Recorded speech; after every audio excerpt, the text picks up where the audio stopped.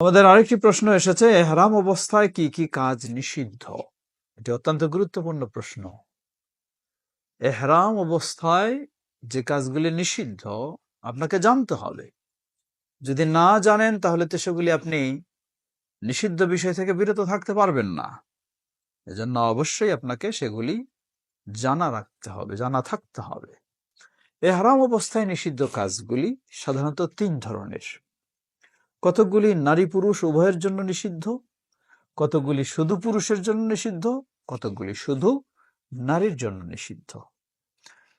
এখন আমরা জেনে নেই নারী পুরুষ উভয়ের জন্য নিষিদ্ধ এহরাম বাঁধা হয়ে গেলে, যখনই আপনি মিকাতের কাছাকাছি গিয়ে আন্তরিকভাবে নিয়ত করবেন, মৌখিকভাবে লাব্বাইক আল্লাহুম্মা উমরাতান বলে স্বীকৃতি দিবেন, আপনি এহরাম বেঁধে ফেললেন। এরপরে নারী পুরুষ সকলের জন্য নিষিদ্ধ হলো সুগন্ধি ব্যবহার করা। নারী পুরুষ সকলের জন্য নিষিদ্ধ হলো স্থল প্রাণী শিকার করা।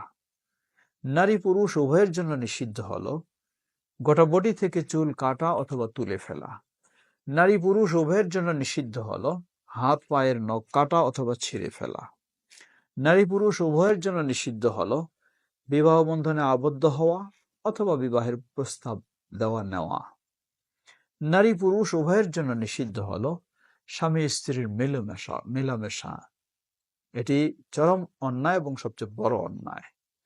অনুভব নারী পুরুষ উভয়ের জন্য নিষিদ্ধ হলো মেলামেশার পূর্ব যা বিনোদন হয়ে থাকে সেগুলি নিষিদ্ধ। এই কাজগুলি নারী ও পুরুষ উভয়ের জন্য নিষিদ্ধ। পুরুষের জন্য শুধু নিষিদ্ধ তা হলো মাথা ঢাকা এবং চেহারা ঢাকা। এহরাম অবস্থায় পুরুষের মাথা ও চেহারা খোলা থাকবে। উপরে যদি ছাতা নেন আপনি, প্রয়োজনে রোদ বৃষ্টি ইত্যাদির কারণে অসুবিধা নেই, কিন্তু সরাসরি এই মাথায় কোনো কাপড় হোক বা আরো কিছু হোক দিয়ে ঢাকা নিষিদ্ধ। টুপি পাগড়ি ইত্যাদি, চেহারাটাও ঢাকা নিষিদ্ধ। পুরুষদের জন্য নিষিদ্ধ হলো সেলাই করা কাপড় পরিধান করা। সেলাই করা কাপড় দ্বারা বোঝানো হয় এই ধরনের জামা, পাঞ্জাবি, শার্ট, কোট, জ্যাকেট, গেঞ্জি, যত পোশাক বলে গণ্য সেগুলি নিষিদ্ধ।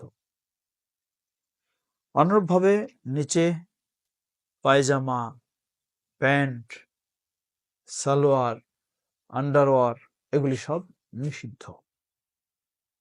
তবে আপনি হয়তো শীতের চাদর গায়ে দিয়েছেন, 2 সাইডে মোড়ানো রয়েছে, এমব্রয়ডারি রয়েছে, এটি সেলাইয়ের মধ্যে অন্তর্ভুক্ত নয়। কোমরে বেল্ট বেঁধেছেন, এটি সেলাইয়ের মধ্যে অন্তর্ভুক্ত নয়, যদিও সেখানে সেলাই থাকে। পায়ে জুতা পরেছেন, স্যান্ডেল, সেখানে সেলাই, কোনো অসুবিধা নেই। হাতে ঘড়ি রয়েছে, ঘড়ির ফিতাটা সেলাই করা, অসুবিধা নেই।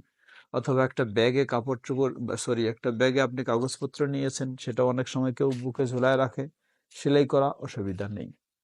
এগুলি সেলাইয়ের মধ্যে অন্তর্ভুক্ত নয়। মেয়েদের জন্য নিষিদ্ধ, শুধু মেয়েদের জন্য যা নিষিদ্ধ তা হলো, মেয়েদের জন্য নিষিদ্ধ হলো হাত মোজা পরা এহরাম অবস্থায়।